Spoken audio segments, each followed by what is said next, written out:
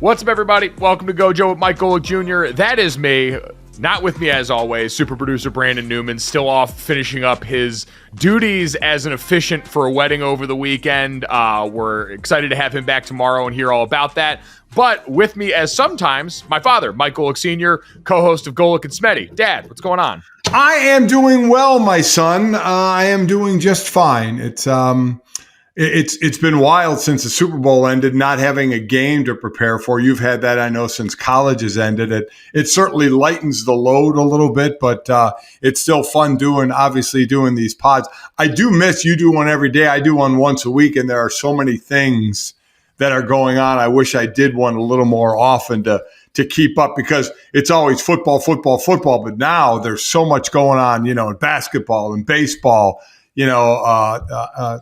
racing starting up again, fifth season of Drive to Survive, and watching that fun stuff again. And so everything's kind of starting up, and I kind of miss it. I also did miss the whole family here in Arizona got to go. By that, I mean, Chris, your mother, your sister Sydney, and Ben, his husband or her husband, all went to see Cocaine Bear. And I know you saw Cocaine Bear. You talked to, who was it? O'Shea Jackson Jr. O'Shea Jackson. Yeah, about that as well, who stars in it. I couldn't make it because I was supposed to go with them. I'm very jealous because you said it pretty much lived up to the hype.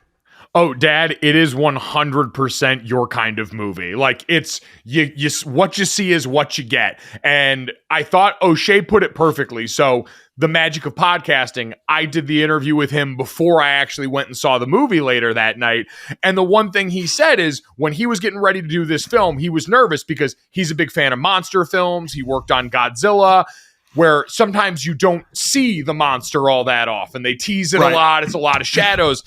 And he was wondering how often the bear was going to be featured. That bear is front and center from the jump, and they waste almost no time beginning the cocaine use for the bear. Like, watching the amount of active cocaine use in this movie is remarkable. It's a great testament to where we are as a society, where I know weed's legal. It feels like cocaine is legal after this movie. Yeah, it reminds me of 21 Jump Street, man. We don't want to ruin their lives. Just want to have a good time, But I heard him say that when he was on with you, saying the bear is there right away, So I can't wait to see it. I think it's really cool how we got the part kind of on Twitter with Elizabeth Banks, who she was directing it, correct? Yes. And they hooked up on Twitter. He talked about it, and that's how he got the gig. It was all pretty interesting. That kind of behind the scenes look, but I'm bummed that I didn't get to see it yet, but I'm looking forward to seeing it. In the wake of that, I saw The Asylum, which I think is a production company, teased Attack of the Meth Gator coming off this weekend as their next. That's what I was wondering, and I asked this on Twitter a while back. What drug would we pair with what animal to make the next version of this movie? Because it feels like how we got like the Sharknado phenomenon. It feels like this can keep building when done. I like that. And the one I immediately would say was a sloth and weed, right? Be a very slow movie. It would be, yeah. I mean, it wouldn't be action-packed, that's for sure. Now, did I hear right that this was actually based off a true story? Yeah, so very loosely. I would imagine so. Yeah, the bear, because it is set, so it was 1985 in the woods in rural Tennessee, and a bear did eat a shit ton of cocaine. It just then had a massive heart attack and died instead of going on a massive killing rampage. I didn't know it was in 85, so that's right. That was right when I got into the league, so that actually happened. I wonder if I read about the story and just forgot about it, because a bear ingesting a shitload of cocaine is definitely a story. I mean, you did play in the NFC, or I guess, was it the NFC East at the time when you played in it? Well, it was Houston first in 85. So that was the AFC. So that was in the AFC. When you got to the Eagles, because I was going to say, you played against the Cowboys, which means you probably had to go up against a cocaine bear at some point. Oh, yeah, that's pretty much true. Yeah, with their whole White House thing. Yeah, very good point. I see where you're going with it. And yes, you were right on the mark. Yes. Oh Well my done. God. Well, I look forward to whenever you get to see Cocaine Bear, because you are going to love it. Anyone who is thinking about going and making that a part of their viewing experience, you're going to have a great time. The kids in the movie honestly might steal the show for me. O'Shea was awesome. Him and his co-stars that were on there that were working for this drug lord, trying to help recoup the drugs, were great. But the two little kids in the movie were some of the biggest laughs in the entire thing. So yeah. I think one thing I want to ask is, off the subject of the movie, if they were ever to make a movie about me, which they won't, so this is completely, nonsensical, but would you play me in the movie just as O'Shea Jackson played his father, Ice Cube, in Straight Outta Compton? Yeah, I mean, I would have to undergo like the work every day in the makeup chair to get me fitted for the hair necessary for the role would be by far the most difficult part. Everything else I could do very well because, like O'Shea with his dad, I have trained my entire life for that role. So I would have the beats down pretty well. It's considered, we just talked about this on the family podcast. Sorry in advance, the Golic family podcast, if you're ever interested in that, about my sister and her husband making dad bingo for when they went out to dinner with you. I said 20 years of sports talk radio in the mornings. You got good bits that are bottled up. Like part of being a dad for as long as you have privately and publicly is you got great bits. So it's easy to tap into all those if I ever had to play you on the silver screen. Yeah, I think you would do well. Outside of, like you said, the hair thing, you'd have to make that look as natural as you could, which would be tough. Yeah, I'd just be trying to keep it at the end. I need to get on that Urlacher program. Yeah, ASAP, how about it? Yeah, it worked well for him. My God. We got a great show for you guys today outside of Cocaine Bear reviews. As always, make sure you download, subscribe, rate, and review Gojo wherever you get your podcast. Leave us a 5-star rating, leave us a review, and check us out on the DraftKings YouTube channel under the Gojo of Mike Golic Jr. tab. And Dad, you mentioned it. Coming off football season almost feels more chaotic somehow because it's a bunch of different sports all occupying that space that we just lost. And this weekend was another fine addition to that book, considering we had NBA action, articles about what had gone on in the Seahawks locker room with Russell Wilson and that staff there, the debut of the pitch clock in spring training in Major League Baseball, and the Jake Paul and Tommy Fury fight that went on. Did you watch that fight, by the way? It was going on at the same time as the second half comeback by the Lakers against the Mavs. It made for a really incredible half-hour stretch of television. I ended up watching a couple of basketball games. Before that, I watched the Bucks and the Suns. The Bucks without Giannis he's been out for a few games, and the Bucks continued. I think it was their 14-game winning streak right now. They beat the Suns where Durant isn't playing yet. I think he's going to start playing Wednesday, I believe. So no, I did not watch Jake Paul and Tommy Fury. Again, it's Tommy Fury. For those who quickly heard the last name of Fury and thought it was Tyson Fury, it was not. It was Tommy Fury. If Tyson Fury was in the ring, Jake Paul wouldn't be on the earth anymore. I did laugh because I didn't realize they were, I think, half brothers. Right, exactly. Because it was like, and not to say, it's sort of weird because I was going to say it's like the movie Twin, where one clearly got a lot of the superior physical traits, but Tommy's cut up. He's got a great physique. He's just not a giant like Tyson Fury. So when you saw Tyson wearing the loudest shirt combination I've ever seen at the side of the ring and then in the crowd, you saw the disparity there. You're like, oh man, someone really got the winning end of the gene pool here, but Tommy is built pretty well, so I can't knock him too much. Tommy's built very well. Tyson is not built very well, but I would never step in the ring with him because dude is 6'9" and just got an unbelievable reach and is just, I would think, has one draw in his career and all wins. I mean, out of 33 or 34 matches, Tommy had, this was what he had 8 matches coming in and Jake Paul had 6. So there was a few interesting things here. Split decision, as we saw. But to answer your question, no, I didn't watch it. But nowadays, you can see so much of it after, and read about it and such. And split decision, and Jake Paul even knocked Fury down in the 8th round, though he got it really quickly on it. And so he won the split decision. And it was Jake Paul's first loss. He was actually somewhat humble after it, which is shocking for him. A lot of people were hoping he would get his ass kicked at some point because he is a YouTuber like his brother Logan, who, jumped into the fight world, against KSI first. That whole thing I think it's KSI. This is where I am the most like you. Once we got to TikTok and YouTubers becoming the famous people, I got a little bit lost in all this. So you put me onto the KSI thing. I do remember that Logan was getting into the fight stuff. Logan also popped off when he was interviewed in between rounds during this fight and called the entire Fury family a bunch of bitches and called them out like... that's what they do, and that's why they're at this point where they're making money hand over fist. Exactly right. I mean, if you're not talking shit in MMA or boxing, I mean, that's what you do. I mean, that's what's done. So it doesn't, all the people that were hoping Logan Paul or Jake Paul will get knocked around because they're jumping into a profession, that they were never in, and now they're trying to be, thinking they can dominate it. I could see how that could piss off the traditionalists and boxers who are coming up through the ranks saying, wait a minute, some YouTubers jumping in, and winning these bouts. Well, I guess KSI had beat Logan, and then that's when Jake Paul jumped into this and won his first 6 fights, beating MMA guys. I think he was supposed to fight Nate Diaz. He still might. I don't know. Box him. But he also has signed with some MMA place, I think, as well. And he's supposed to start doing that.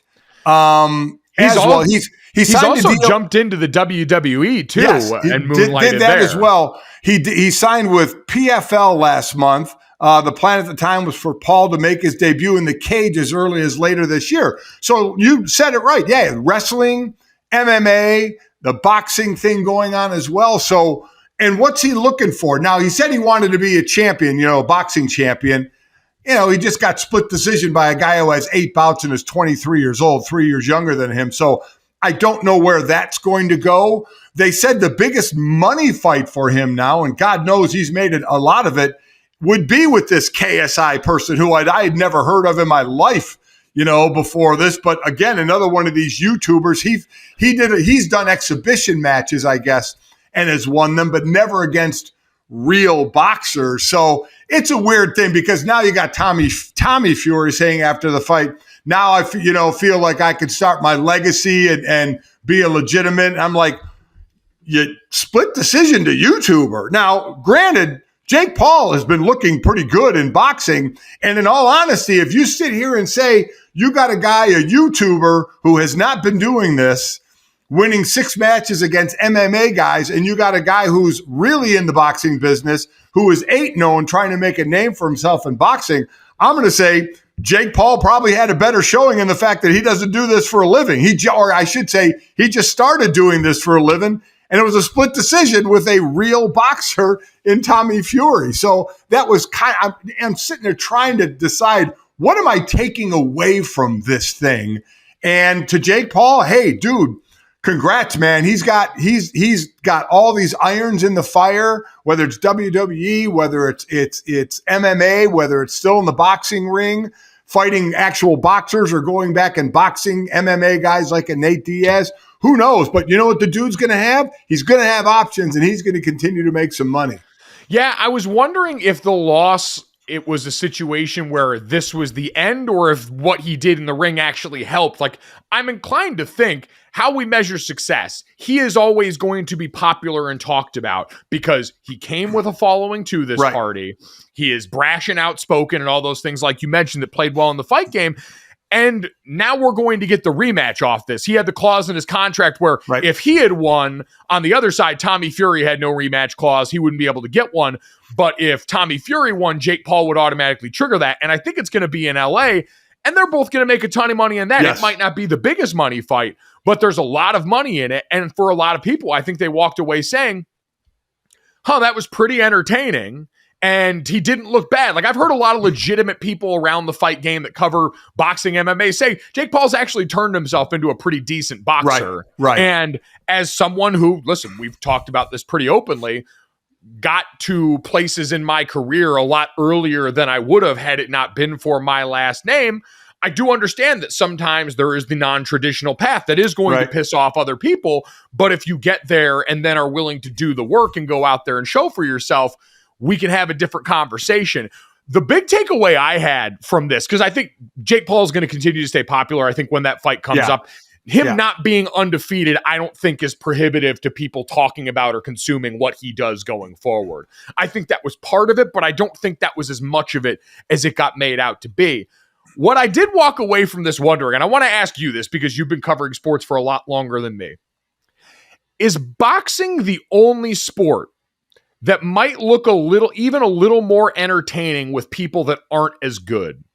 Because I watched this fight and you heard the announcers on the broadcast. Clearly, they were being critical of the referee, saying, when you've got fighters of this caliber, meaning they're not seasoned pros, these aren't great boxers, you got to kind of let some things go or else you're going to be in the way too much on this fight. But everyone agreed. These guys, I mean, Jake Paul's throwing massive right hook haymakers, and these guys are both trading blows. It looked like a Rocky fight where everyone's just getting tagged on the chin. And it was pretty entertaining from that point because there was action, even if it wasn't highly skilled action. And I started thinking through a lot of other sports as we're watching the XFL and the USFL get going right now. We see, Live Golf and some of these other leagues pop up. Is boxing the only sport where it's entertaining when the people aren't as good? So I think so, and I'll give you the reasons. I think, you watch a regular boxing match, two guys, unless you're a fan of one of them where you're going to root for them. What do we always say? I want to see a good fight, right? It's like, because we played football, people said, well, who are you rooting for? We're like, we just want to see a good game. Well, what do you want to see? So when a YouTube guy who wants to take up boxing gets into the boxing ring with someone who lives there, I know, because before that it was MMA guys who were just boxing. It wasn't, it was, like when a real boxer, would get in with an MMA guy, they would box. A real boxer wouldn't get in an MMA ring and to go MMA. He'd get his ass kicked. So I think this was the first real. I mean, you mentioned, like Anderson Silva was 47 years old, exactly, and fought him. So this had been the first fight against someone who was considered like a legitimate boxing counterpart in him. Like I said, if you had two boxers in there, outside of you being, a fan of one where you said, I want him to win, you want to see a good, crazy match. You want to see a good match. In this, you got YouTubers, his 21 million followers for Jake Paul wanting to say, yeah, my guy can step into your world and kick your ass. And then you have all the boxing people saying, Tommy, go kick this dude's ass because he thinks he can come into our world, and live in our world and be successful in our world. So I think the rooting interest is a lot more kind of vicious. I want this guy's ass kicked on this side for this reason, and I want this guy's ass kicked on that side. So I think there's a lot more kind of blood in the water type of a situation like this because of the areas they're both coming from. Yeah, you can story tell the hell out of this, but I mean even just the boxing itself, because when you watch, like, Floyd Mayweather for so long was the biggest ticket in the sport, and watching Floyd, if you're a diehard fan of the sport and appreciate the technical masterpiece of how that guy was as a defensive boxer and the things that he did, it was great. If you were a layperson who was buying pay-per-view because it was a big name and you wanted to see people punch each other, you didn't often walk away feeling that great because Floyd's really good at not getting touched up. That's why he kept the goose egg in the loss column, was because he's really good at not getting hit. And at the end of the day, as barbaric as it sounds, when we tune into watching, we kind of want to see people get hit. And in this one, because these guys are less skilled, you see a lot of hits and you see a lot of action. And again, I go back to the Rocky thing because those movies are hilarious because no one plays defense and Rocky just tries to eat punches with his face. But it's fun and makes for a good movie, much the same way this was fun and made for a good pay-per-view card. But so going to Floyd Mayweather, it's a good example of remember when he fought Conor McGregor, right? Yeah. I mean, this was like, again, Floyd wasn't going into Conor's world. Conor was coming into Floyd's world, and Conor's world is some boxing. Obviously, you're on the ground, you grapple as well. They're different. And how many of us bought that? I said after that was over, they should have went into the locker room, each other's locker room, and cheered each other. Clanked champagne glasses for the money they made on this. And what happened after that? What was one of the first things I know we all talked about after the fight was, if they have a rematch, there is no way on God's green earth I'm paying $1 for it because it sucked. Because Floyd is a defensive guy. He does not get touched up. And Conor is not a boxer. So while it was going longer and longer, it was just like, what the fuck are we watching? We paid money for this, so you wanted to see something spectacular. And as soon as it ended, I know everybody started talking about a rematch. I'm going, are you kidding me? There is no way I would pay for a rematch of that. Right, which is the total opposite of this. I got done with that, and when Jake Paul was in the ring and says, yeah, I want to do this and run this back, my thought is, I'll absolutely watch this next fight. So let me ask you this, though. Here's where I think that could bite him in the ass, because he's trying to be a legitimate boxer, right? Yeah. So if he goes in against Tommy Fury again, 23 years old, who is now 8-0, not in his boxing career has not been long, and if Jake Paul loses to him again, oh yeah, it's over. Well, so should Jake Paul, if you were advising Jake Paul, would you take that fight, or would you take the fight with KSI, which is supposed to be this monster money fight? Or would you fight Nate Diaz, or would you start your MMA career that he's supposed to be doing later this year? Because I do think the one thing that could end the true boxing for him is to get back in the ring with Tommy Fury and lose again. Yeah, but it's also like when we talk about in the college football playoff, where if you lose to a team early and then play them in your conference championship and win, it kind of erases that. And so if you're Jake Paul, it's also the greatest antidote you have if you want to be considered and taken seriously. And I'm sure at this point, like, he seems to actually buy into the fact that he's doing this and believe that he can win. And so if you combine all those things together, him fighting Tommy Fury again and winning would, I think, put him back on the trajectory that he was looking for. And you heard him after he said, I appreciate the Stugotz was strong in Jake Paul after this fight, because he pulled the LeBron James bigger than basketball. I've already been a winner in life in so many ways, like this, that, and the third. He also pulled, I got sick multiple times in this camp. I had an arm injury. Boy, and this you do without that, man. It was just the Stugotz leaked out of him as soon as that fight ended. And so if those things are true and he feels like he could come back and do better, then I think him winning that fight, in addition to another monster payday, that fight being in LA, I think if boxing is the place he wants to keep ascending, that would be a way to kind of cancel out what I don't think was too much of a blowback because of how close this fight was. Oh, I agree with that. And to your point, see, I guess that's what listen, we don't know the guy at all. I don't know what he wants. He says he wants to be a boxer. He wants to be a world champ. Is he saying that to say I'm really invested in this? Now he lost his fight. Is he still? But if that's what he wants to do, then he absolutely does the rematch. He absolutely tries to get back on that hamster wheel in the boxing ring. I would agree with that, because you sit there and look at the fight. Again, it was a split decision. He threw about half as many punches as Fury did, 302 to 157, but he landed a higher percentage of them.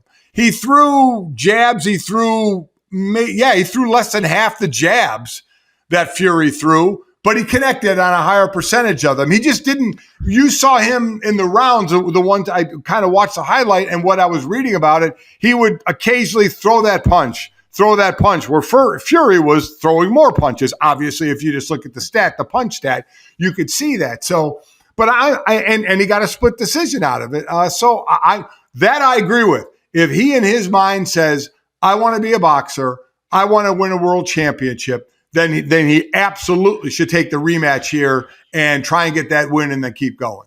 Yeah, because I think he'd still be able to make money down the road if he eventually wants to fight other YouTubers, if he eventually wants to get into other stuff. It's going to be there because, again, he's got the following to where other people see green when they look at Jake Paul's name. The people that make decisions about these things just see money and a following and a personality that they can work with. That's why he's got all these opportunities. So that was one piece of the weekend, very compelling piece of the weekend. It was happening at the same time as what was going on in Dallas with the Lakers, who I feel bad because talking about the Lakers feels kind of wrong considering they are in 13th place in the Western Conference. And it's the LeBron factor where we're just going and trying to say, how can we get him into the postseason? Is there a way when this happens? And after the other day watching that game against Dallas, you can kind of suppose that it just does feel bad on the same weekend where, as you pointed out, the Bucks won their 14th straight game, even without Giannis in the lineup. And the 76ers and the Celtics played a phenomenal game that Boston won at the buzzer. Like, if I'm doing a who came off the weekend in the NBA most impressive, it was the Boston Celtics to me, just because you had an off Jason Tatum night where he still hit the dagger to win the game, and you had the depth to at one point go up, I think, by as much as 15 in the third quarter, or no, they were down 15 in the third quarter of the 76ers, but you had the depth to come back when that starting lineup for the 76ers went off the court. Like, at this point, if Boston doesn't win the title this year, it's a colossal disappointment, because they are the best, deepest team in basketball right now, and it doesn't seem particularly close when you tack on the deepest to part of that compliment too. Think about the power in that conference, the top three: Celtics, Bucks, 76ers. 44 wins, 43 wins, 39 wins.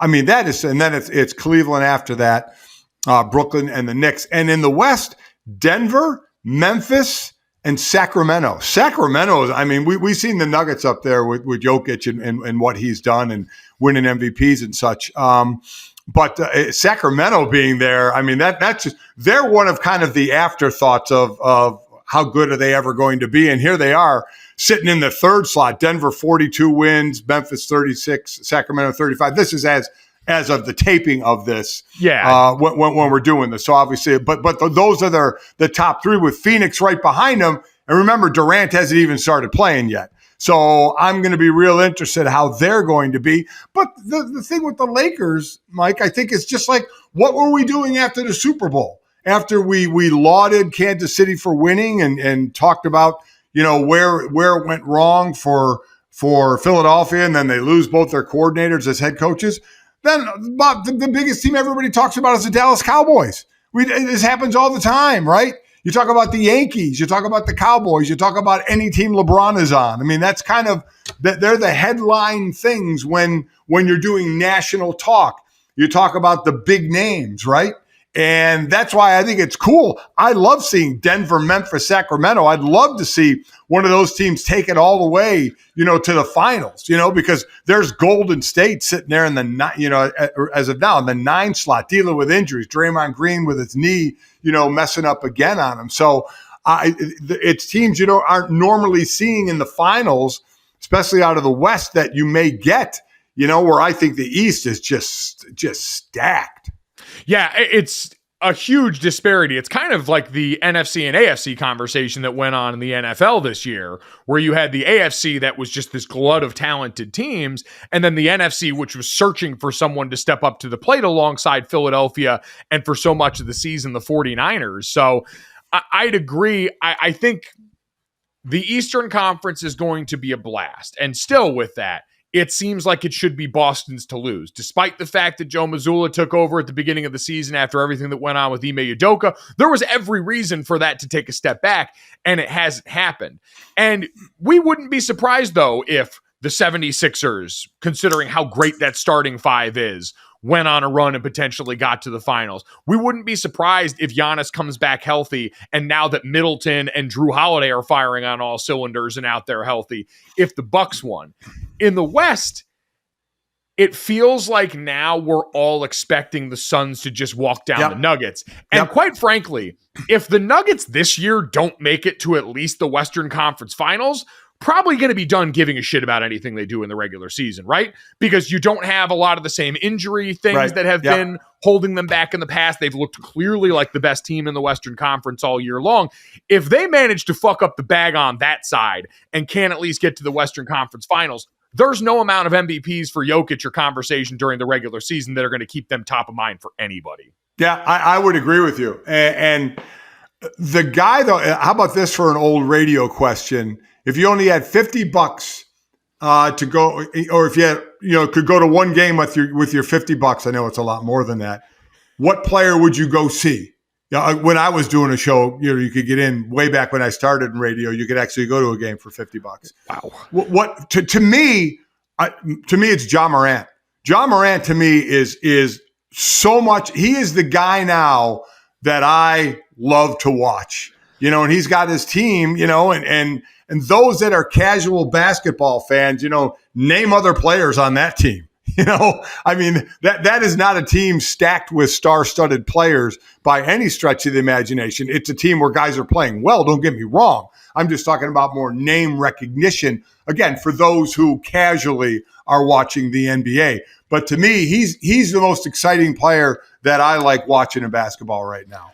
Yeah, I think the series that they had versus Golden State last year in the playoffs was one of the best things that could have happened for the NBA, because you had all the fallout where John Morant and Draymond Green are tweeting at each other that leads into the Christmas Day game this year. Right.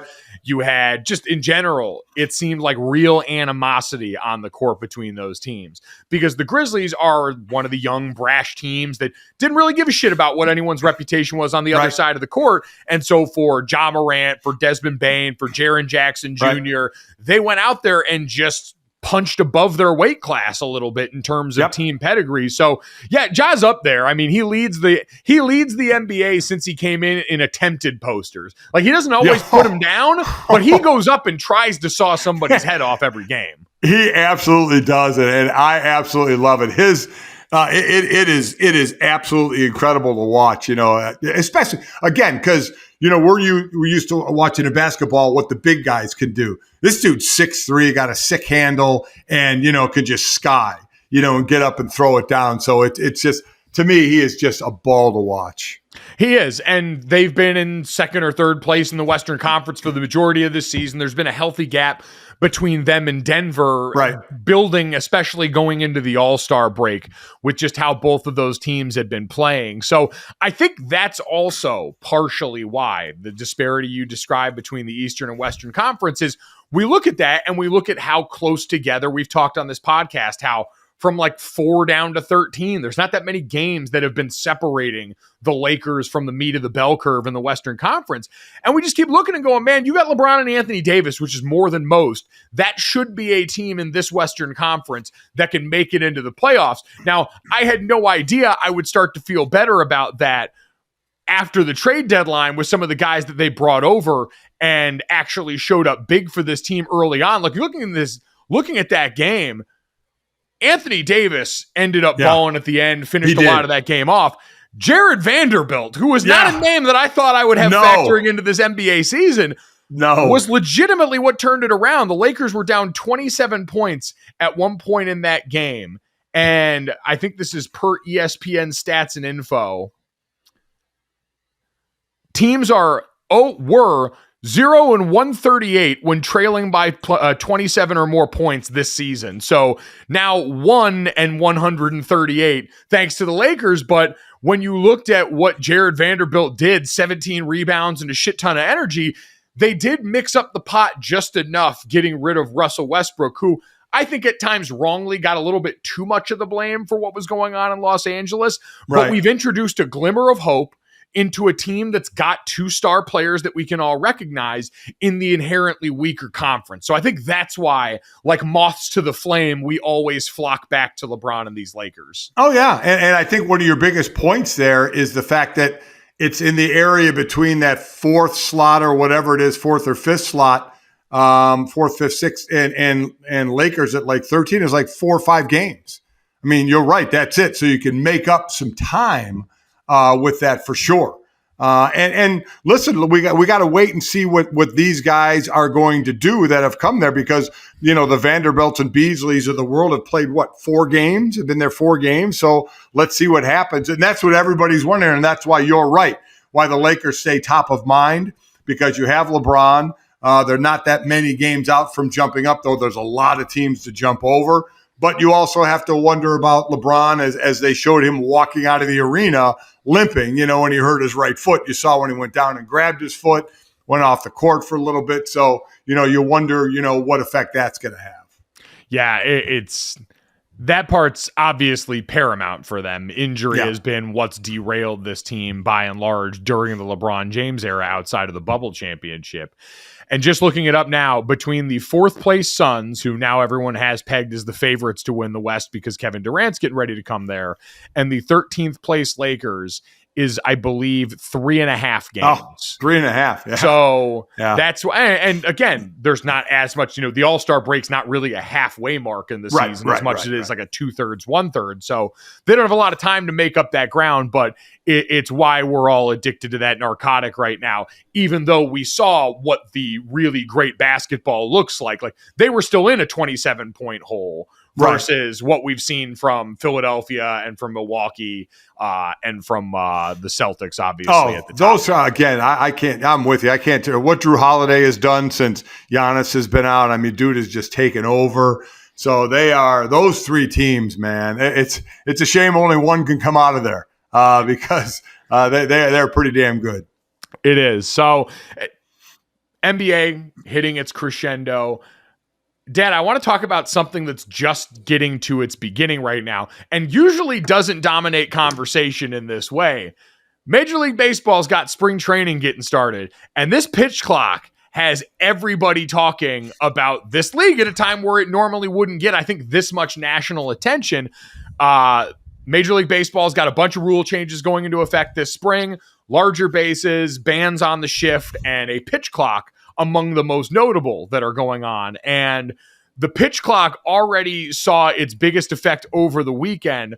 So in spring training, the Braves and Red Sox were playing, and the game ended on a pitch clock violation. Right. So basically, you've got the pitch clock for the pitchers who have to be on the rubber and ready to go by a certain time, but you also have the batters being held accountable, saying they've got to be in the batter's box and ready to go as the pitcher is ready. Yeah, with 8 seconds to go, the batter has to, I think it's 8 seconds that the batter has to be both feet in the box, looking at the pitcher, ready for the pitch, I believe. Yes. So, and Cal Conley was the one up for the Atlanta Braves. They had just loaded the bases in the 8th inning of a game played on Saturday. And because of these new rules, when the umpire started to go, so the pitch clock rules now, the players have 30 seconds to resume play between batters. Between pitches, pitchers have 15 seconds with nobody on and 20 seconds if there's a base runner. The pitcher must start his delivery before the clock expires.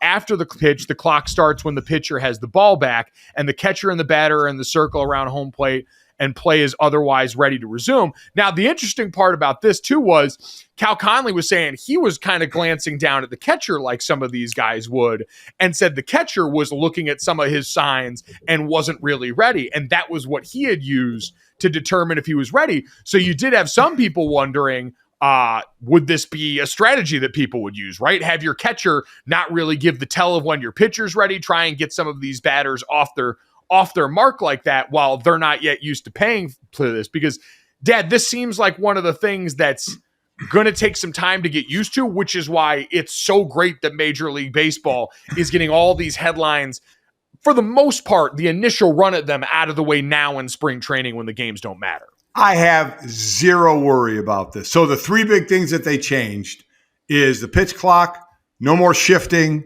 and the larger bases, right? I think it's actually 4.5 inches less distance, I think, between bases now if you're stealing a base or trying to stretch a single into or whatever, because the bases are bigger. So those were the changes that we're talking about.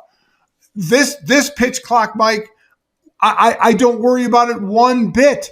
How many games did we go to when we were living in Connecticut over at Duncan Field, right? The minor league game over there. Goats, yeah. They had a pitch clock going there. Do you know what athletes do? They adapt. I don't care what sport it is. Pick something on the offensive line. I'd pick something on the defensive line that they changed the rule about. Well, they changed rules about how you can hit for DBs in the NFL. Right. And it takes a little while because the way you do it is so ingrained, but then you have to change. And you know what you do? You adjust. Players adjust. Some do it quicker than others, but that's what you have to do. So by the time we get to the regular season, maybe even a little bit into the regular season, they'll adjust. They'll adjust their stances and look at the biggest difference. You had games in the 3-hour area. The game you're mentioning and the other games, 2 hours and 29 minutes, 2 hours and 32 minutes, 2 hours and 20 some minutes. I mean, that's fantastic because let's be honest. Now, again, I'm sure some of the traditionalists hate it, just like in a lot of sports when you change a rule, they hate it. And they were like, it's supposed to be baseball. There's not supposed to be a clock in baseball, a game clock, let alone a pitch clock. And there isn't a game clock, as we know, but the game moves along. What's the fallout from it? Pitchers have to do it a little quicker. Batters have to do it a little quicker. Pitchers may get their stamina tested a little more because they have to be a little quicker. But this is all stuff that they'll adjust to. It'll feel weird at first, but then they'll adjust to it. You know why? Because they have to, because it's the new rule. It's not going to go backwards, especially when Major League Baseball sees games ending in 2.5 hours as opposed to 3 or over 3 hours. That's huge. We know that's huge. For as much as you sit around and you go, my God, it takes forever in between pitch and all that. So I love it. And I think just like in the minor league, the games that we'd go watch, they all have adapted to it already. That pitch clock has been around for a couple of years, if I'm correct, in minor league baseball, right? Yeah, they've been testing it out in the minors for a while. They will adjust, absolutely. And most times in early season baseball, it usually favors pitchers anyway. And for some guys, I saw Max Scherzer giving people absolute hell. He's a guy that is going to walk into this and absolutely be in an advantage because of the way he pitches. For some guys, it's going to be a bigger adjustment. But you're right. They will make that switch. If NFL players can figure out which part on the human torso to hit while launching each other full speed at each other across the field, I'm not going to have a lot of sympathy for baseball players here, even if this is technically one of the most difficult things to do in hitting a baseball. The thing with the rules is I think it's less about the total time of the game. Obviously, that's a big national thing for us, but I think we kind of get some of these things wrong. The same thing's going on with college football right now. So college football is proposing a number of rule changes about the pace of play there, eliminating the stopping of the clock after first downs, basically until after first downs, like the NFL does. Trying to change some other rules like that with going out of bounds and when that stops the clock, trying to make it a little bit more similar to the NFL.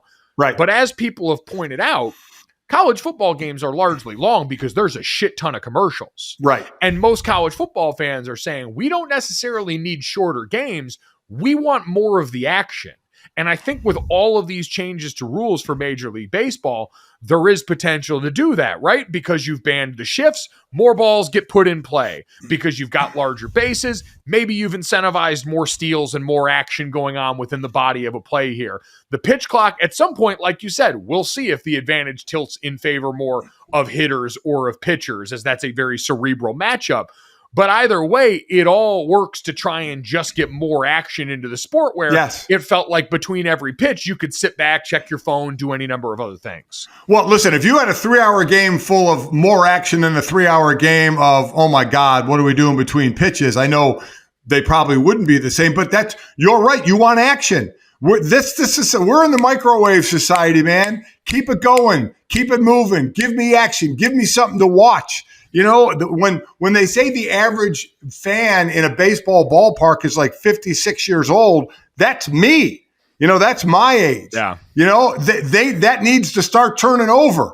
You want to keep baseball going. You got to get the younger fans involved. You got to get them wanting to sit in a baseball stadium for a game. And they'd much rather sit in there for a little over 2 hours or 2 hours and 20 minutes than 3 hours and 10 minutes or 3 hours. And to your point, they want to see action. Ball gets back to the pitcher. We're on the clock. We know a pitch is coming within 15 or 20 seconds. So, I can't, read a paragraph of my book that I took to the game in between pitches. I know it's coming, so I know I get action. In all honesty, I was a little more, what do you think about the shift? Because my thought process was, you know what? I'm finding a way. This guy loves to pull the ball. So what do you always do? I don't care what sport you play. What does the guy do well? And how do we take that away? Every time we go into a football game, we're going to take their best player away. How do you do that? But by whatever means, you try and take them away. If it's a rusher, you chip them. If it's a receiver, you double them, whatever. However, in baseball, if a guy is known to be a puller, we shift over. And you know what? I in all honesty, I didn't have a problem with that. learn to hit the ball the other way. You have to, in other sports, if they try and do something to you because you're so good at it to stop you, you have to learn something else. You have to try to defeat it. You have to try, don't you, to do something else. So I'm saying, I know you do this well. I'm playing defense against you. Why can't I play the defense I want against you, which can take away what you do best? So I have to force you to do something else. It's like a receiver who doesn't do well getting off the line. I'm going to go jam his ass and make him do better to get off the line. Which is why they took away the hand check in the NBA, which is why they've tightened up the way that they call defensive holding and pass interference, because they want offense. Like, it's all, you're right. Fair's a place where they judge pigs. Like, this isn't fair. This is about trying to drive up more offense, more balls in play, more runs scored. All the rules in every sport that we watch, I guess, that's tailor-made to benefit offense. Yeah, I guess that's the old defensive player in me that I'm just like, wait a minute, this defense in baseball is stopping this guy from what he does best. Yeah. We got to get rid of it. Let's get rid of it. Don't do it anymore. I mean, yeah. So I guess there is a little defensive bias for me. Yeah, it's just harder to sell sexy defense. I know it is. Like, I get it. So I guess that's just me, like I said, being a little biased on the defensive side. Yeah, no, listen, it's understandable. It makes sense from a competitive standpoint, but very often these things are not about competition as much as they are. Right. Like eyeballs, especially right now, because like you said, I saw Ethan Strauss in his newsletter or his Substack put out an article that there's quietly a lot of concern among the decision makers in a lot of the major leagues right now that the next generation of sports fans aren't as bought in as before. Right. Like even the kids coming up below Gen Z, as whatever generation that is coming up below them, but they're not as invested in it. It's not as a part of the fabric of their lives as it was for me growing up. Certainly it was for you and your generation growing up. It just doesn't have that same foothold in their lives. And I'm sure that there's a lot of people that are starting to have a little more conversations about what they can do to reach that portion of the audience, because you always want to cater to your base. And most baseball fans, I think, are going to be there. The diehard ones. Yes. None of this is offensive enough to drive people away from the game. Right. No, I agree. You're always trying to find a way to reach a newer demographic, and especially reach a younger demographic for the lifeblood of your sport. I mean, and one way it's being done now, right, is gambling, right? I mean, gambling in games, in-game gambling, which again in Europe is like 75% of it is in-game. In the United States, it's only been like 15%. So that's an area where they want to grow, and that's going to keep people's interest. When I don't have to particularly care about this or that, only what I've bet on. It's the fantasy football. I don't care about this game so much. I care about that guy.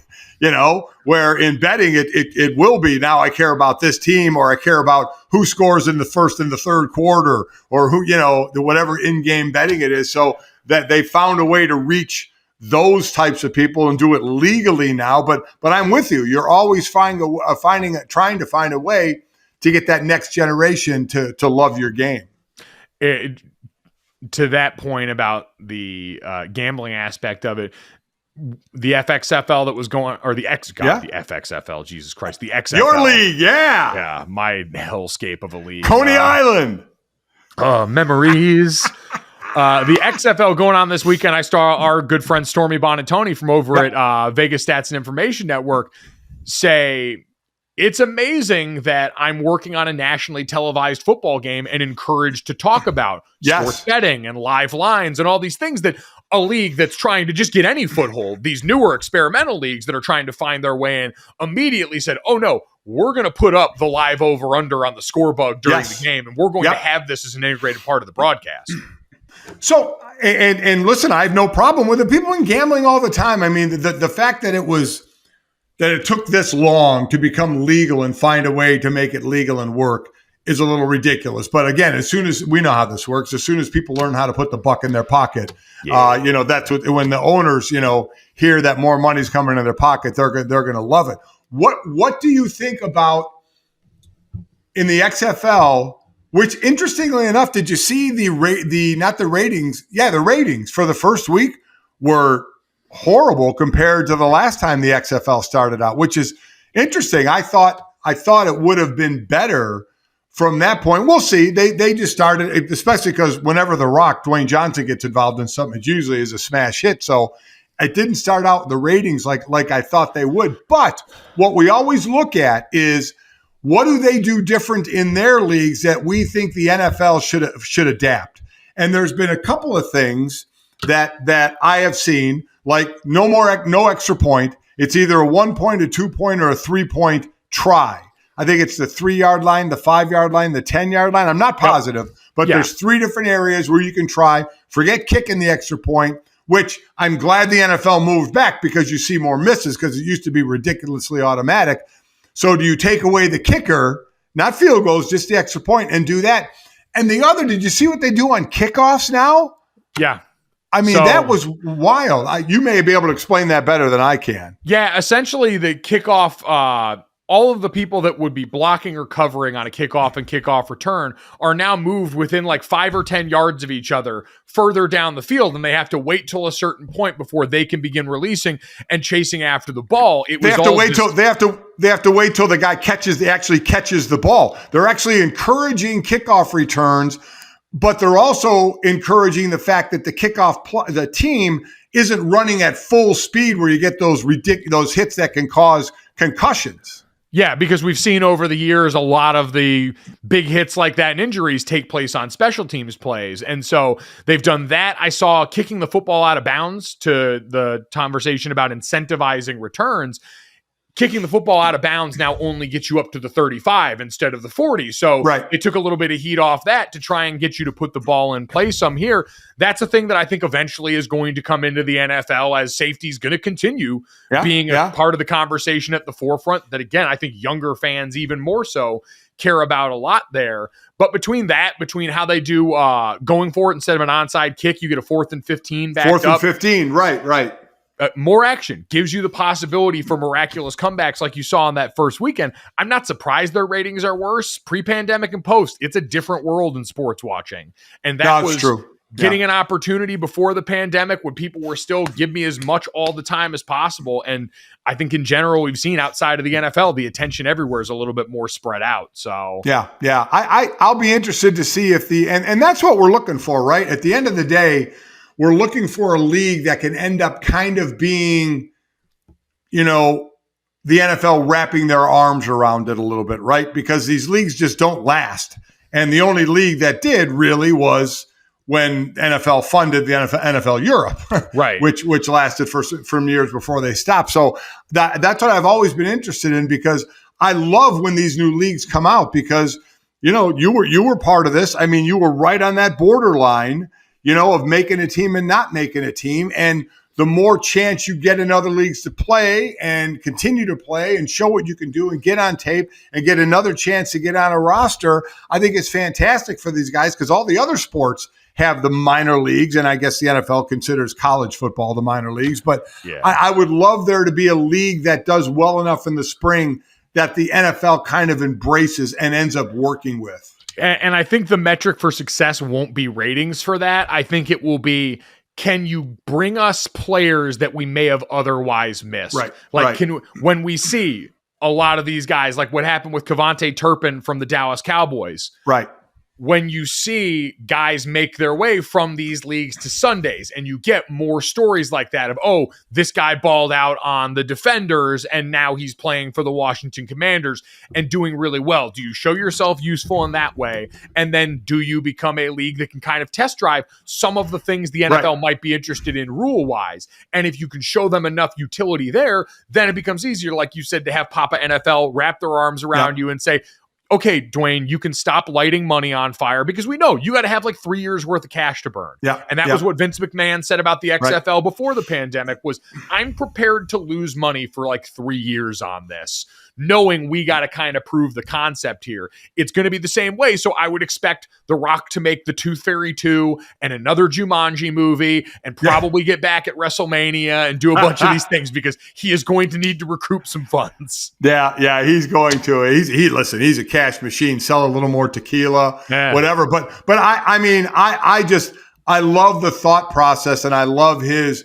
approach is a guy who tried to make it in the NFL and didn't, and the number 54, with 53 guys on a roster, and he was always number 54. I do love the approach, and he's a likable guy. So, but whether it's that league, whether it's the USFL, that'll be. I think they'll be starting up pretty soon as well. Yeah. I don't care. I hope they both survive. I just love players having the opportunity, A, to continue playing the game they love if that's all they want to do it for, or B, try to continue to get tape to show the next league and maybe get a chance. The Rock did prove that no matter how much money, fame, success, and likability you have, it's impossible to look cool as an adult wearing a tech fit jersey without pads. Isn't that the truth? Isn't that the truth?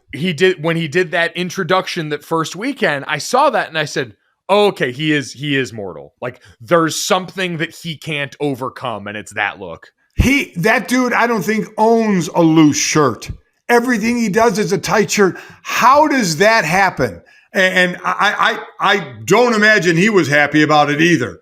Because listen, when you got a body like that, you either never wear a shirt or always wear a skin tight shirt, which is what he does. So to have that thing with the shoulders puffed out, he was wearing the jersey that would go over pads. They don't look good worn like that. This is the case where you need the looser jersey that he's just going to look jacked wearing because he's The Rock. So that was either he didn't have people in his circle to tell him, no, this is a bad idea, or somebody doesn't have a job now in wardrobe. For Exactly right. Anymore. Exactly so, right. Somewhere in between those two things. He's like Shooter McGavin. 5-iron, huh? Yeah, you're fired. Speaking of people trying to get people fired. There you go. Segue. Nailed it. Ready for that one. Like you talked about, not doing live radio anymore. I was sitting around listening to ESPN 710 LA out here, listening to George Sedano and the guys in the afternoon, talking about Friday afternoon, that Russell Wilson article from The Athletic. Kalen Kaler and a couple other reporters over there did a deep dive piece about how Russell Wilson reportedly tried to get Pete Carroll and their GM, John Schneider, fired before he was ultimately traded from the Seattle Seahawks, and then went on to document how inside the Broncos building, you had the office that was up on the coach's floor there, the meetings that he was holding on Tuesdays for players, and just in general, the idea that Russ had a little bit too much control.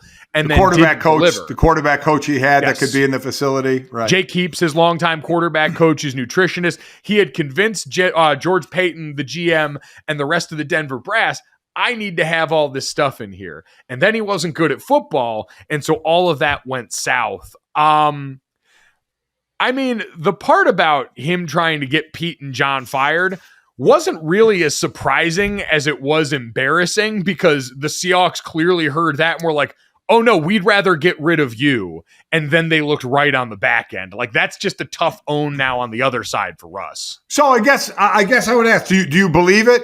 I mean, again, as Russ denied it.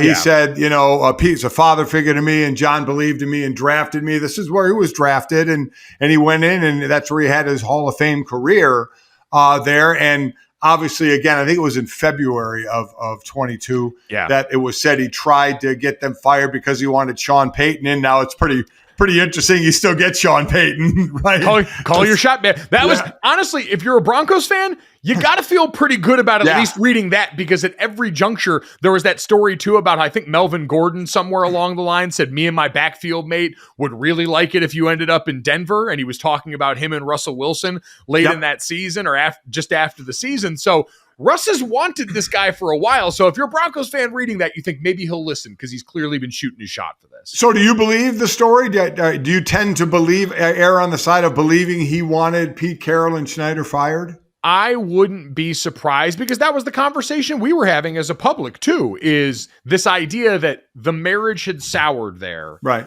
And some part of that needed to go. Now, I was on the wrong side of history with a bunch of other people who said, well, you've got a quarterback who had been great for you before, and you've got a coach who's getting up there in years, right, one of those is a lot harder to find than the other typically. Right. And so I was on team, hey, keep Russ and maybe mix up the pod at coach a little bit. I ended up being very wrong in the immediate returns on that. But no, it wouldn't surprise me if Russ went to management and said, hey, this ship has sailed on this, and I think to maximize my best years left here and give us a chance at doing this, we might need to consider somebody else. I don't think that's too far-fetched. Yeah, he wanted a reset with him still being the quarterback, and the team wanted a reset with him not being the quarterback anymore. And listen, they clearly came out ahead. It was like when Brady left New England. Okay, who is it going to be? Does this mean, are we going to find out it was all Bill or find out it was all Tom? So then we were going to find out, oh God, because I thought it too. I thought, well, Russ is gone. Seattle is now rebuilding. God, Lockett and Metcalf are going to want out of there at some point because they got to rebuild this thing. And then Geno Smith comes in and has, the year of his life out there, and they're getting some young defensive players again. So building up, and they were the talk of the league for a while. So, and I love some of Pete's quotes when they beat Denver, of just how happy he was for the other guys, but there had to be so much satisfaction in that. Yeah, that's also why I believe it, because that was ice cold between him and Pete during that game. But the stuff in Denver, I think, was equally as fascinating because a lot got made of him having too much control in that building, which like some of the specifics of it, the office from everyone I've talked to is not something that most quarterbacks have had throughout the league. Like most guys have not had that level of input, but having meetings on off days, inviting other players and saying, hey, I'm willing to go over stuff with you. Like in most good organizations that have a franchise level quarterback, we went through this in the Andrew Luck piece that came out, the Seth Wickersham piece, where you're expected to kind of be the coach and kind of be the quarterback and kind of be the CEO of the franchise. Like you've got to wear a bunch of different hats. So none of that was as surprising to me as just the overall ineptitude and really what it showed of how in over his head Nathaniel Hackett was pretty quickly in this situation.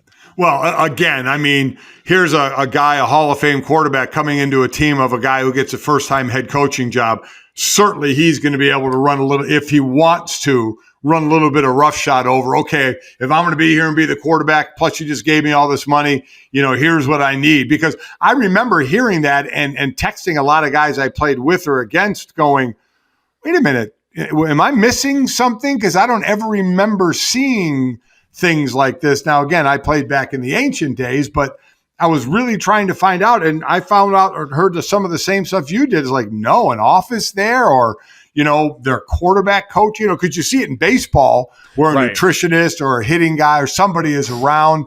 We've heard about obviously with TB12 where that was actually around there, right, their facility. It was near that facility, and he's Tom bleeping Brady. But that's actually a good avenue to kind of explain how tangent some of this stuff is, because there are guys in the building that aren't doing the same program as everybody else for certain. Right? Like plenty of guys have their trainer not in the building, but they're doing their stuff. I remember being in training camp with the Steelers and watching Ryan Clark and Troy Polamalu while the rest of us are doing the weight program there, doing the carefully designed program by their training staff that had gotten them ready to play for 13 years of their career. And they were allowed to do that stuff because they're veterans, because they know what works for them. And so they were using an outside coach, just not inside the building in a way that makes it really awkward for everybody else, where you've got these Tuesday meetings and Jake Heaps is going up there and going through the slides with guys about the other team. And some guys are probably looking around that room going, who the fuck are we listening to right now? Yeah. Oh, yeah. Yeah. What's the one voice here, right? And Sean Payton made it pretty clear when he was there that he's the voice. He's the voice. He ain't playing that game at all. What did he say? It's going to be the coaches and the players in our facility, and that's it. So, and listen, I don't think Russ is going to have a problem with it. Russ is going to be too busy trying to make up for that dreck that was his season last year. As everybody's saying, oh my God, is his legacy going to take a hit after that year? And well, if he does it again, you may start to slide a little bit. So he's got his own making up to do. Yeah, the biggest thing about the whole office in the building thing that kind of was interesting to me. And it was a little part of the article, but to me, it was the most telling, was Jerry Jeudy saying, yeah, once, because later in the season, he gave up the office. He had a different PR team. He was trying to do all this damage control late in the year. And Jerry Jeudy said it basically just meant Russ was in the locker room more. And that was the part I was like, when you willingly separate yourself too much from the team, and it's like you're up there with management, which a lot of quarterbacks sometimes get that labeled on them anyway, because when you're paid that much and you're that important to the franchise, you are a little bit more management than player in some of these spots. But in a season where we saw visible frustration from his Caesars, him getting cursed out by his D lineman, there is that wonder of, the locker room sacred space for the players. Like, I've seen locker rooms in the pros where they kind of chase coaches out of there. Like, if you're a coach walking through there, you're in and out of there pretty quick because that space is supposed to belong to the players. Right. And so when you kind of section yourself away from that and you're already a guy that seems a little bit hard to get to know genuinely, you can't be an outlier and then not perform, right? Right. It's just like being a draft pick that's undersized. You can't be an outlier and not be extremely productive. You don't get to be an average outlier. That's how you get cut. So much in the same way, if you're going to try and do all these things that you believe you deserve because you think you know the football better, if you don't deliver, that house of cards crashes quick. That's exactly right. And the house of cards crashed. It crashed big time. First on the head coach and certainly all year on Russell Wilson as well. So we'll see. We'll see what Sean Payton can bring into an organization that has basically the richest owners in all the land now, the billions and billions that they're worth. So we'll see what happens. I'll be interested in that. There's something else I wanted to ask you. I know this kind of just came out, and I was wondering what your thoughts were about Byron Jones from UConn. Yeah. And with the Miami Dolphins now, the cornerback. I remember he had over 11-foot broad jump where all of a sudden everybody was losing their mind at the combine. And he signed he was a first-round pick of the Cowboys, signed a $82 million deal in 2020 with Miami, right? And he could be like an $18 million cap hit, but the Dolphins might cut him and they can save money. Basically, he said, much has changed in 8 years. Today, and he's coming off an Achilles injuries that he had. Yeah, and he quote tweeted ESPN or SportsCenter had tweeted out a flashback to his combine performance with all of those numbers. So this is where those comments from him are in response to.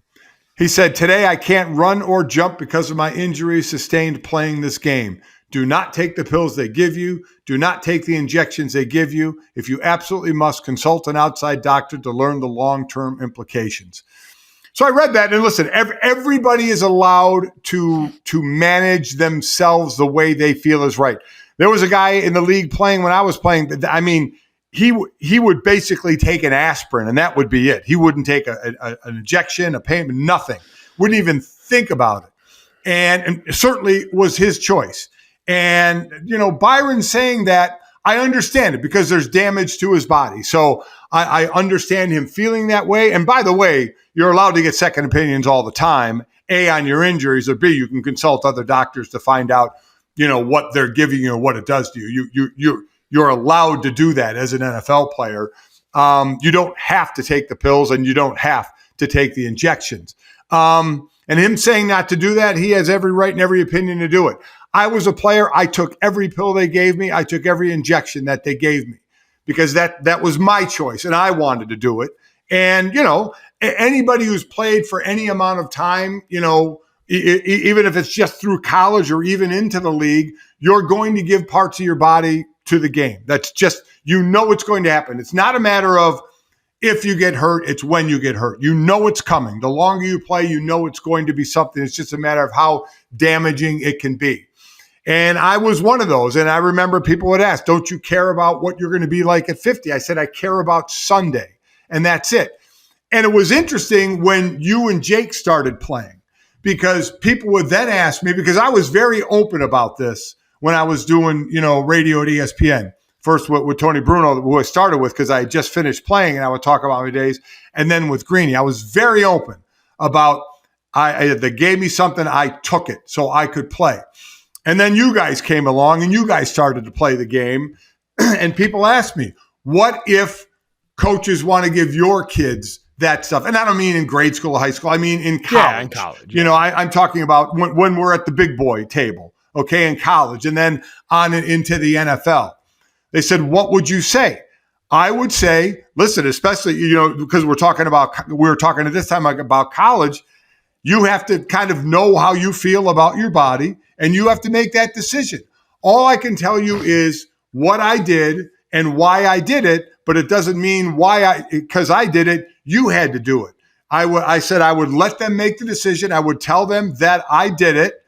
I have the normal injuries other people had. You know, may have to get a knee replaced or a shoulder replaced like many other thousands of players. I'm not debilitated in any other way. So it didn't affect me the way Byron is saying it affected him. And again, every single player is different. So this isn't a bang on him at all. This is just his opinion on how we went about it. I'm just saying how I went about it. But it did get more real when I was asked about you guys, because I didn't give a shit about doing it to myself, but now it's my kids out there. But I was still, okay, you kind of have to decide for yourself. Talk to the doctor, ask questions if that's what you want to do, or just take it if that's what you want to do. You have to make that decision on your body. And I wonder how much you were ever put in that position. Well, the thing with Ed that I said this to someone the other day, like I was one, like I took pains, like I had a lot of guys that had surgeries that I knew in college. And so there were times where like just sitting around, like we just take painkillers for shits. Like we were not smart. And it was part being young. It's part being young and dumb, but it's also like part we didn't know as much about the effects of those things. And that kind of goes to the concussion conversation that's been had about football a lot, is having the information about what the long-term effects of this are. Like, it's not just some amorphous, hey, you know, eventually something, you know, this might not be great for you. It's a foreign substance. We can all kind of generally surmise that might not be the best, versus now all the information that we have about opioid use and what it can do long-term, chronically, the potential addictiveness of that, what the effects of things like Toradol and some of these shots are on the body when done over and over again long-term. And so I think players now are a lot more aware of that stuff. Yes. And I think for guys like Byron who see the effect on it, a guy who was an otherworldly athlete, watching the effect that he believes these things have had on him, I can understand why he'd say, hey guys, stop and think a little bit more. Like, let's make sure everyone's got all the information so you can make that decision. Because at the end of the day, it is still a value prop. It is how much do you want to do to make life-altering sums of money in this particular sport? And that's why the conversation about medicinal marijuana and all these other pain management things have become a topic of conversation for a lot of former players. Well, and I want to get to that, but because what's the question always asked is, would you do it again? Yeah. Would you and 90 to 99% of the time, the player's going to say, yes, I would do it again to be out there and play. But the biggest thing you said, and you're correct, is information, because that was different. We didn't have all the information then. We just took it to play. Now, if I played in this generation, would that have changed? I don't know, because I would have been raised in this generation to think more. And we also have more understanding. I had guys that got addicted to the opioids. We took Toradol shots before every game until they finally said, okay, you know what, this may not be good for us. And they stopped it. We could get any painkiller we wanted in a fucking candy dish or whatever you want to call it. But they learned, okay, we have to stop doing that a little bit. But guys still made choices if they were hurt to seek that stuff out to play. This is what aggravates me a little more today is we have more information. And I'm with all of those that say, opioids, my God, how bad they can be for you. And if we're finding out that CBD can help and it's not nearly what opioids are, why in the hell aren't we doing this? I remember on air, I think it was with Sean Salisbury one time when we were working together at ESPN.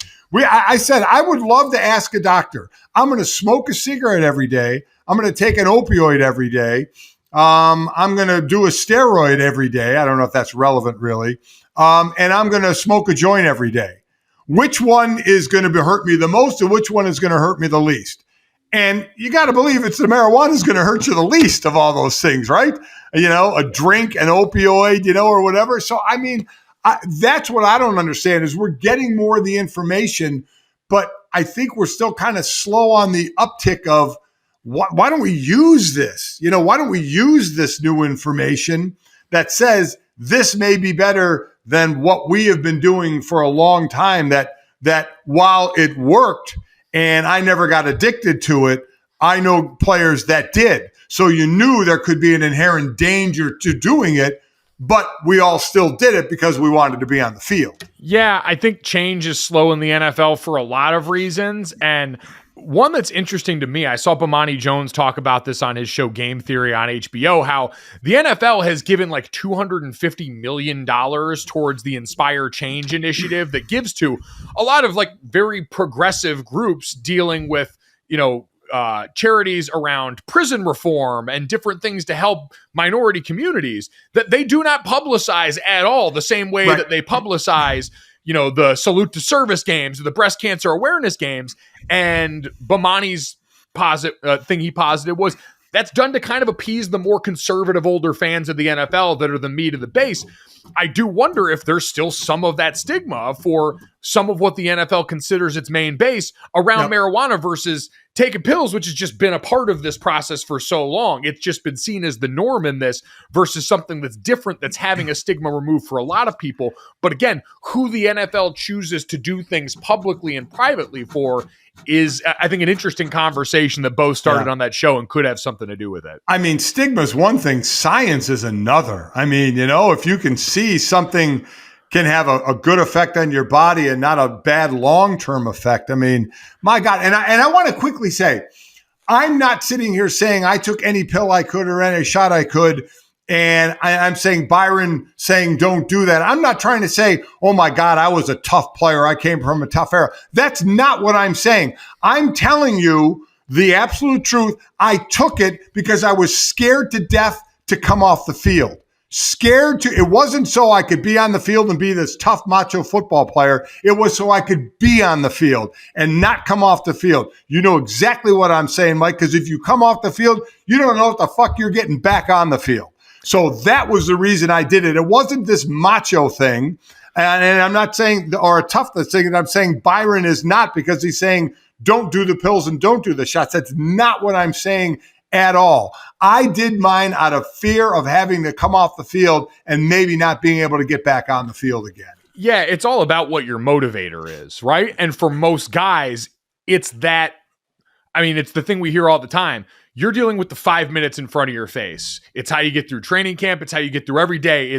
You're never taught to look too far down the road. That's the Bill Belichick. We're on to Cincinnati. Like, we've got whatever's in front of us. And for most players, the problem in front of me is, all right, am I on the field as much as I want to be? If I'm not, how do I get there? And if I am, how do I keep myself there? And everything that comes later on in life has always felt just like that. It's later on. I'm busy doing this thing I've got a limited opportunity to do now with a ton of financial gain and just the personal gain of doing something that you want to do also. But let's be real, the finances are a big part of it for a lot of guys. And so for Byron, it is just interesting because when we hear a lot of former players talk, it's always, I think, dependent on how much has this affected you physically? How much has it affected someone that you care about physically? Have you watched teammates deal with complications from this? And that's where it comes up. Like, was it worth it for what you got out of it? And for some guys who were able to change their life and their family's life, maybe that answer is still yes. It's going to be different for everybody there, but it's definitely, I think, a conversation that is going to keep coming up. This is what happened when we had that young linebacker whose name escapes me retire a whole bunch of years ago from the 49ers out of Wisconsin. But whether it was head injuries or anything else, you've got guys that are a little bit more cognizant of what's happening to their bodies over the course of this gladiator sport. So everybody, though we were in the same sport, everybody had a different path and a different reason. So, that's all I say is you do your, and nowadays there is so much more info and so much more research that you can do. And some choose to do it. Your generation chooses to do that a little more, and some may not. Some may just say, I'm just doing what I got to do to get on the field. It's all your personal choice. Yeah. Where the rubber meets the road is if there is pressure from the team to do those things to get back on the field. And if you are made to feel like, hey, you're not doing everything you can to get out there from people in the organization, from other teammates, that's where this conversation starts to get a little muddy. And that's I think why people like Byron Jones feel compelled to speak up, because they do know there's a lot of unspoken pressure that goes on in these locker rooms. And whether that's in college, the old joke, like school's number one and football's number two, as I hold up the opposite finger for each of those that coaches would often throw out there, or the stuff about, hey, like, are you doing everything you need to do in the training room to get back out there? I think those are all things that seep into this conversation that someone like Byron is sort of inadvertently trying to run cover for. Like, hey, if you're a guy that doesn't want to take this shit, you're not a bad teammate. You're not a guy that I'm going to disparage. The troubling part of that can be is we all know the hierarchy in a locker room. We all know who the stars are, and we all know the pecking order coming down. And now, I will say I never was pressured in any organization or by any coach to do anything. I put the pressure on myself to do it and say I want to be on the field. But my point is, if there's a star player who says, I'm not doing that, you know what the coaches and GMs are going to say? Okay, cool. Let's get you ready.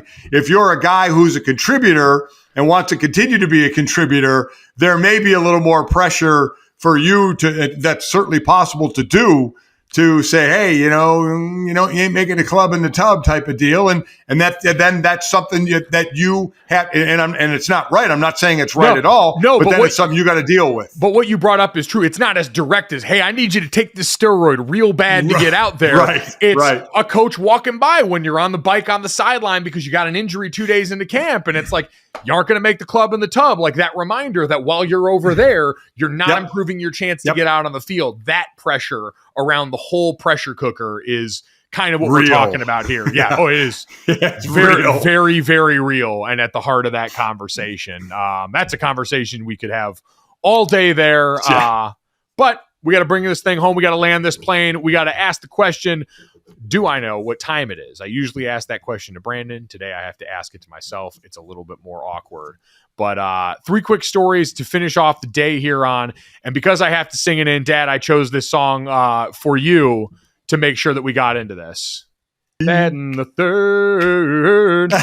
That's as much as I could shoehorn it in. So the difference there is I'm sure you had to look at the words, and I was not looking at the words, and I was singing on key as you were trying to figure out which way it should go. Yeah, well, I also had you on a delay in my ear, so that's a bummer. I'm sorry. No, you know what? It's hey, double finger pistols. That's showbiz, baby. We got through it. We enjoyed it. If you enjoyed it, make sure you download, subscribe, rate, and review Gojo. Leave us a 5-star rating and a review, and tell us how much you missed Brandon singing that instead of me, since I know he does a better job. He would have butchered that so badly. Destroyed it. He does have a beautiful singing voice, though, but he would have butchered that song. He does. Dad, 3 quick ones on the way out here. First and foremost, we got to talk about this. Notre Dame had themselves a weekend. Now, in addition to the men's lacrosse program being currently undefeated and ranked number 2 in the country, how about you boys bulldozing Georgetown? Notre Dame won ACC regular season titles in men's and women's fencing and women's basketball in the same weekend here. So congratulations, Dad. As you know, Notre Dame has been a women's basketball and fencing school for a long, long time. I think Notre Dame is a fencing school now until Marcus can get him back at the national championship, which we've been trying to do since '88. The amount of, I think, fencing national championships has finally passed football championships. I think they might be at 12. I could be wrong, but they're so dominant. It's incredible. And I love the fact they beat Louisville, who was talking all kind of smack for this game. And the women, though, we did get one of our top scorer. Olivia Miles left with a knee injury during this game. Hoping that there's good news. It was late in the second quarter. She came back out and had it wrapped in the second half. She's been like a borderline triple-double machine and an absolute nightmare. Respect Jesus herself. So fingers crossed she can get back here for the ACC tournament run and definitely for March Madness, because it's been really cool to watch. You know, at the end of Muffet McGraw's career at Notre Dame and then the handoff to Neil Ivey, wasn't the cleanest in the world. They took a little bit of a step back for a second there, but to see them back perennially in the top 5, top 10 this year, and exactly what we expected for someone with, Coach Ivy's pedigree and her ties to the school. I think I saw already like a of the seeded line that Notre Dame might be a 3 seed at this point. Now I don't know if they can maybe improve that through the ACC tournament. I don't know, but we'll have to wait and see. But congrats to them, congrats to lacrosse, congrats to fencing. All stud-like performances. Yep. Great weekend for everyone involved here. You love to see it. Get well soon, Olivia. We hope that we get some good news about that injury. Hopefully, as you're listening to this podcast on Monday, they have already announced that she'll be available. Dad, we'll get to that here. Quin Snyder gets a 5-year deal to coach the Atlanta Hawks, according to ESPN's Adrian Wojnarowski. Yesterday, he had been an assistant in Atlanta when Mike Budenholzer was there before he ended up becoming the head coach of the Jazz. Took them to 6 consecutive trips to the Western Conference playoffs and 3 berths to the conference finals before stepping away when that whole Jazz core of Rudy Gobert and Donovan Mitchell kind of ended up all breaking up once Quin Snyder had stepped down. But this seems like one of those, hey, we got to make it work now with him and Trae Young, because after that Eastern Conference Finals appearance now 2 years ago, it's been a lot of looking around and wondering what the hell's up. Well, yeah, and Trae Young and Snyder have talked about their enthusiasm for working together, which, why wouldn't they? And the fact the Hawks pursued him pretty quickly after they fired Nate McMillan. They went after Quinn pretty quickly. Who's I think 56. He's close to my age. So yeah, I mean, it's going to be time at some point. Right when you have a guy like Trae Young, you're always trying to make hay with the guys you have, because obviously it's a league where we see guys and players moving around as much as they do. Atlanta, again, I think sitting in, they're just like a game over 500 or right in that area, sitting in like the A slot right now. So let's see what kind of move this makes. Yeah, and listen, the last time the Hawks installed an interim head coach was Nate McMillan in the middle of the season, and that's when they ended up going to that Eastern Conference final run. So could be predictive there. But like you said, Donovan Mitchell has sung Quin Snyder's praises. I think he was talking to Trae Young after they played the other day against Cleveland about how much that guy helped his career. And so here's hoping, because having Trae Young be an exciting sort of, not villain, but embrace kind of being the heel was very fun for a little guy to be a part of that. So we'll see what happens in Atlanta. Dad, let's get to the third, though. The Rockets owner, Tillman Fertitta, is reportedly amongst groups that have now put in a bid to purchase the Washington Commanders from Daniel Snyder, this according to the Washington Post. Now, Dan Snyder reportedly has said that he wants at least $7 billion to sell the team. The Fertitta offer was reportedly around $5.5 billion, which is the second known bid, I think, ballpark of what the Philadelphia 76ers and New Jersey's Devils partial owner Josh Harris offered to be a part of that as well. The other interesting news is that the Washington Post has reportedly said that Jeff Bezos is banned from placing a bid because Daniel Snyder has often intimated that he thinks the Washington Post has had it out for him, more or less. I mean, my God. Well, listen, I guess at some point you have enough money so you're not worried about the highest offer, but you can't, Bezos, if Bezos wanted it, he's going to make the highest offer, right? I mean, he's going to end up giving Snyder the most money unless Bezos has a line that says, I'm just going to walk away. But if he really wanted to own an NFL team, then he would pay whatever to do it. Then that would be the business decision side of it for Snyder would be, I would take his money then. I would love to see the conversation of his wife, Tanya, looking at him going, that man's offering us $9 billion. Yeah. Shut the fuck up and let's go be stupid somewhere else. I mean, so true. Absolutely so true. I'm looking at this too. Bezos is worth $119 billion.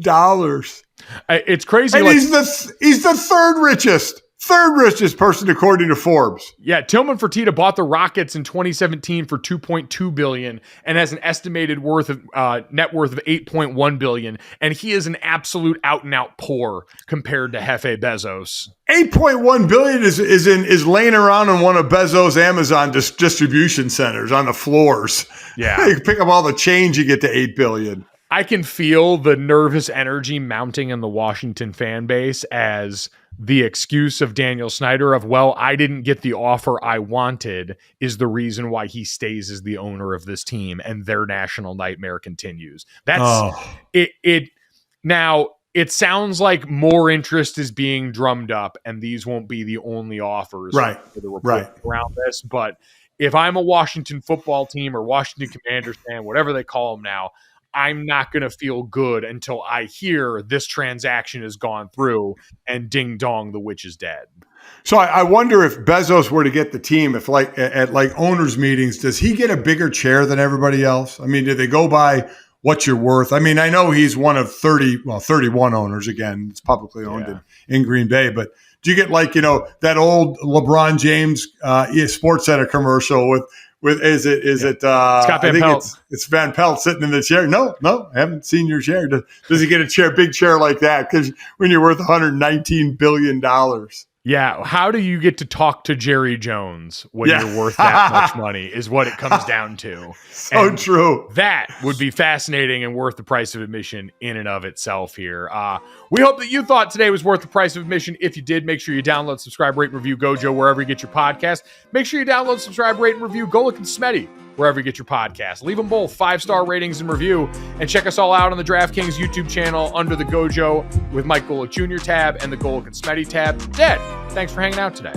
Hey, I enjoyed it, son, very, very much. I'm waiting for the check in the mail.